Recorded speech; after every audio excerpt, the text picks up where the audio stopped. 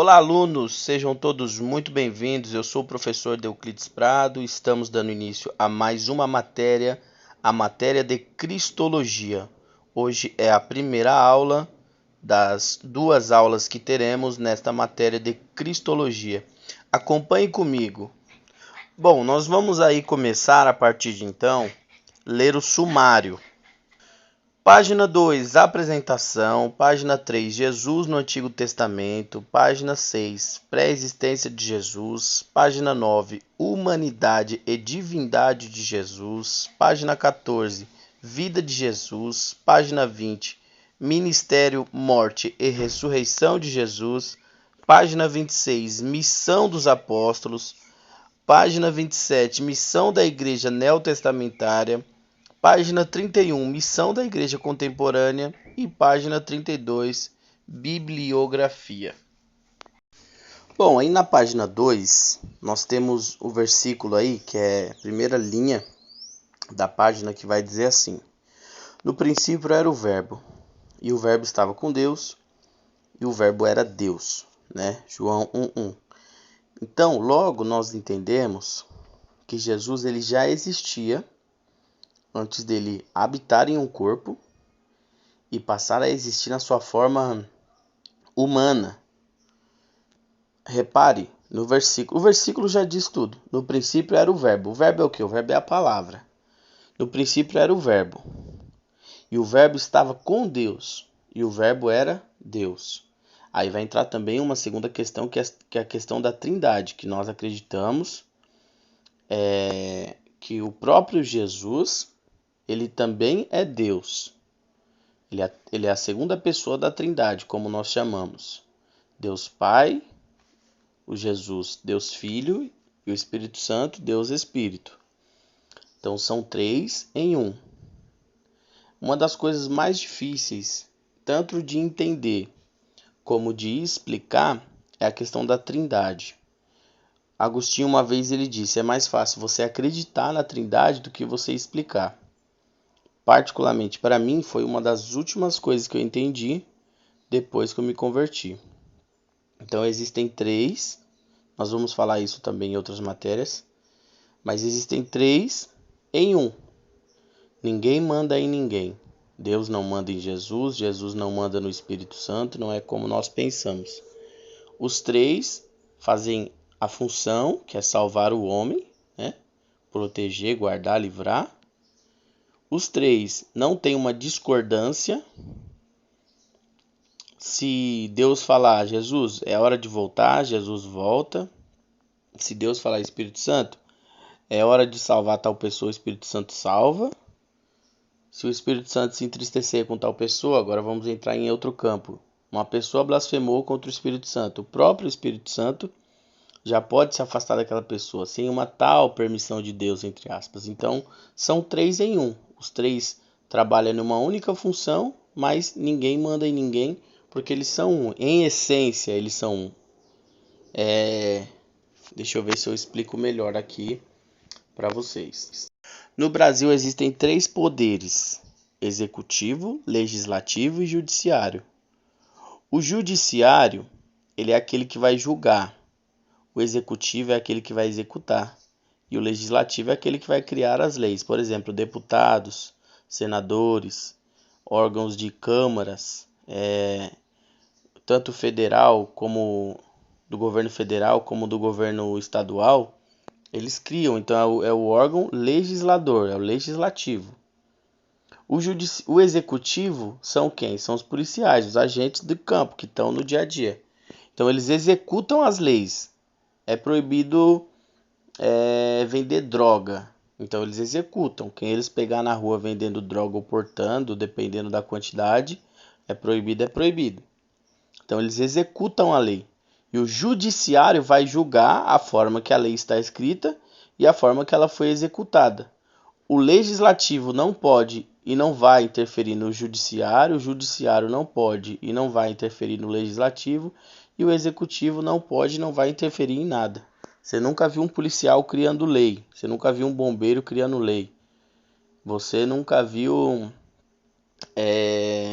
um judiciário tentando mudar a lei. Ele está lá para julgar a lei que já existe. E você nunca viu um legislativo também, depois que a lei já existe, tentando diferenciar a lei. Então, o Brasil ele é regido por esses três poderes.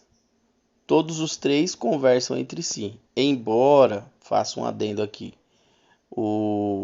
tem um ministro aí, né, brasileiro, que está querendo agora mandar em tudo, querendo criar lei, coisas que não existem. Não vou falar o nome porque esse vídeo vai para o YouTube, mas não deve ser feito daquela forma. STF querendo julgar se pode ou não abortar, se abortar é crime ou não. Então isso não cabe ao STF, que é o Supremo Tribunal Federal. Isso cabe aos legisladores, aqueles que criam a lei. Então, embora tá meio essa bagunça aí, mas essa é a função. Então, só para a gente fazer um paralelo, é mais ou menos assim, né? Jesus, o Espírito Santo e Deus. Os três em um único propósito, ninguém manda em ninguém, digamos em outras palavras, cada um no seu quadrado, mas os três estão dentro do mesmo quadrado, são um, né? Bom, um pouco mais abaixo na apostila, ainda na página 2, vai dizer assim: esta disciplina traz um resumo de pesquisas referente ao estudo das passagens bíblicas fundamentais da temática de Cristologia. Cristologia refere-se ao estudo da pessoa de Cristo e sua obra. Trata-se as temáticas da teologia, bem como passagens bíblicas essenciais referentes à temática. Esta disciplina ajudará conceitos essenciais de Cristologia. Quem é o Verbo? Quem é este que estava com Deus? São 3 perguntas. Era Deus? Aí na página 2 temos um erro de apostila. Vai estar escrito assim, o apóstolo João, mas não é o apóstolo João. O apóstolo João é quem escreve, tá? Mas quem fala é João Batista. Então, se você puder riscar aí a palavra apóstolo e em cima de João escrever Batista, aí vai ficar assim: o João Batista deu testemunho dele e clamou dizendo: este é aquele de quem eu disse, o que vem depois de mim passou diante de mim, porque antes de mim já existia. Ou seja, quem escreve é João, o apóstolo, mas quem diz é João, o Batista. Só para a gente entender bem essa parte aí.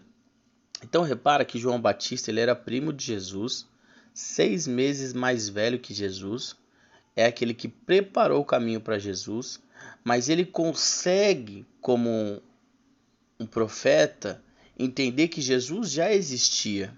Ele termina o versículo dizendo: porque antes de mim ele já existia, e não na sua forma corpórea, veio aqui na terra, né, nasceu de um nascimento virginal, e enfim, não, ele quer dizer que Jesus já existia antes daqui da terra.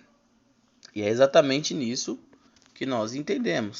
Então, para fechar essa parte, Jesus já existia. O próprio Pedro também confessa isso, quando estão perguntando, ainda na página 2, quem é Jesus? Quem é Jesus? E Jesus mesmo pergunta para eles: e vós, quem dizes que eu sou? Está lá em Mateus 16.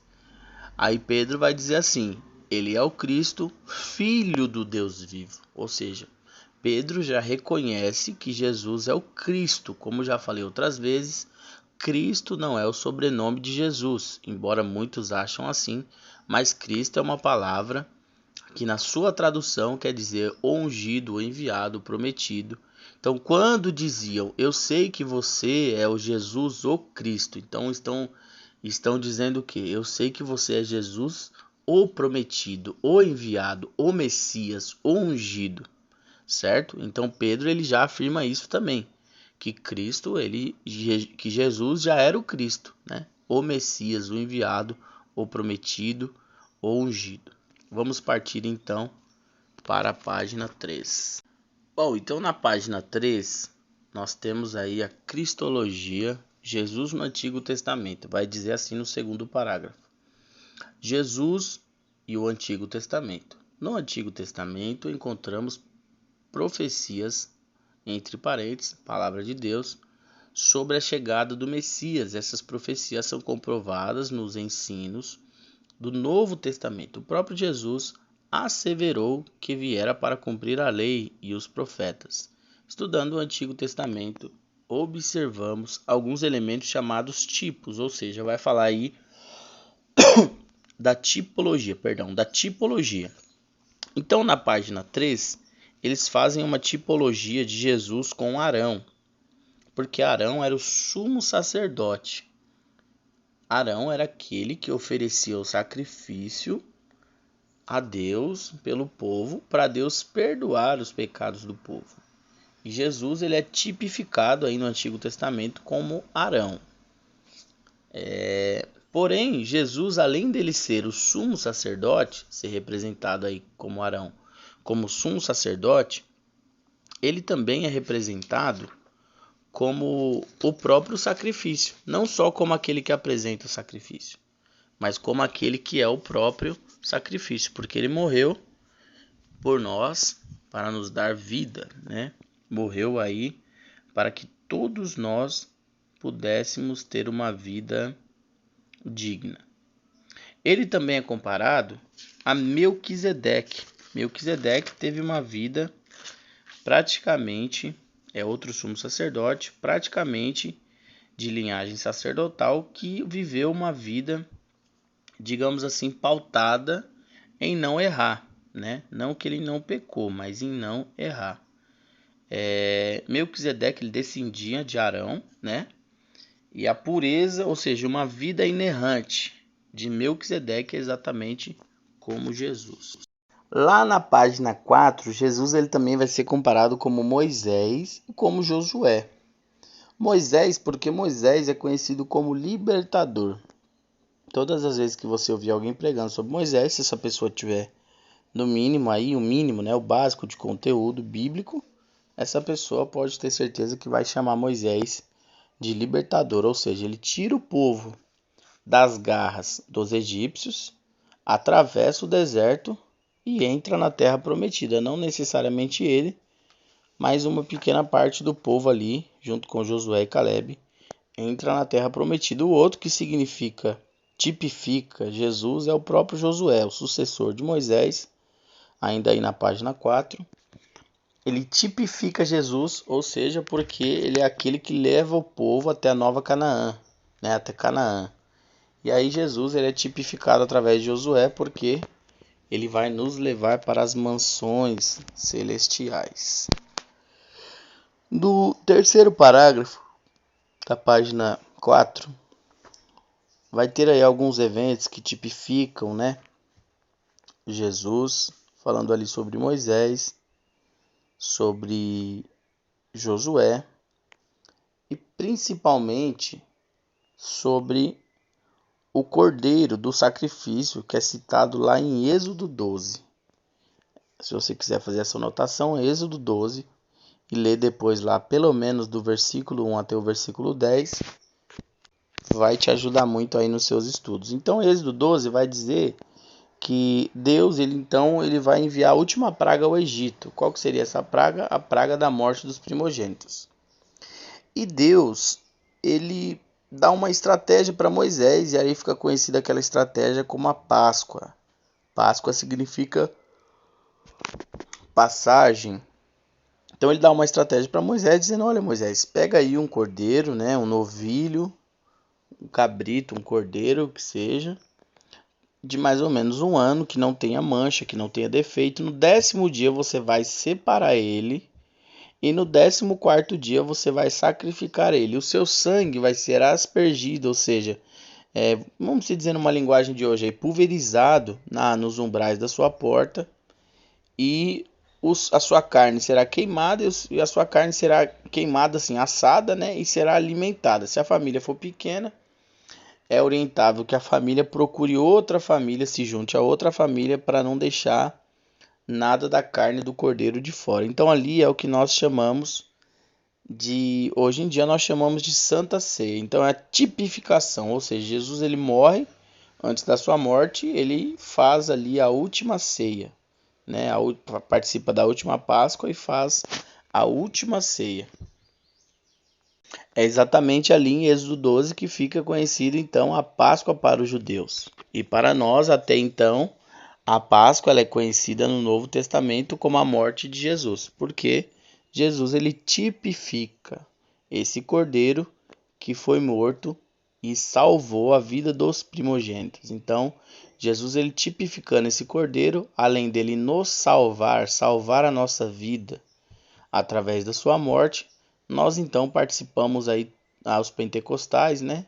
Outras religiões é uma vez por ano, mas os pentecostais participam aí da ceia todo mês, lembrando a morte e principalmente a ressurreição de Jesus. Também foi uma das últimas coisas que eu entendi, que eu consegui de fato entender. Por que que eu tenho que tomar um suco de uva, comer um pedaço de pão e lembrar a morte de Jesus? Se você não for em Êxodo 12, você não vai conseguir entender por que que Jesus teve que morrer na cruz, porque tinha todo esse simbolismo, digamos assim, esse ritual hebreu, aí, esse ritual hebraico, por trás dessa questão de perdoar os pecados e matar um animal. Então, graças a Deus, hoje ninguém mais precisa morrer, não precisa mais matar animal. A partir do momento que nós reconhecemos que Jesus é o único, suficiente, eterno, exclusivo Salvador da nossa vida, nós o temos e podemos então se batizar nas águas, né, para participar da ceia, ou seja, relembrar a Páscoa. Então, entrei até em outro assunto aqui para você entender, você aluno entender, que Jesus, no caso, é tipificado aí o cordeiro. Lá no embaixo, né, no último parágrafo, vai dizer assim: com relação aos textos que prenunciavam e profetizavam sobre o Messias no Antigo Testamento, precisamos nos atentar que alguns trechos são manifestamente profecias sobre Cristo. No Antigo Testamento, temos muitos profetas messiânicos. Olha que interessante, mas a primeira profecia foi citada pelo próprio Deus. Gênesis 3,15. Porém, inimizade entre ti, aqui Deus está falando para a cobra, e a mulher, e entre a tua descendência e a descendência dela. E esta te ferirá a cabeça, e tu lhe ferirá o calcanhar. Ou seja, Deus prometeu que iria enviar alguém para que ferisse então a cabeça da serpente. Jesus ele vence, né, essa batalha na cruz do Calvário. Quando ele morre e ressuscita, então ele vence o mal, ele vence o diabo, ele vence tudo isso. Para caminharmos então para a conclusão, segundo parágrafo da página 5 vai dizer assim: o termo profeta aplicado a Jesus, no caso está se referindo a segundo Deuteronômio 18, 15. Segundo Deuteronômio não, aqui tem um erro de apostila também, é Deuteronômio, porque Deuteronômio só tem um livro. Acabamos de pegar em aula aí mais um erro de apostila. Então, Deuteronômio 18, 15. O Senhor Deus te suscitará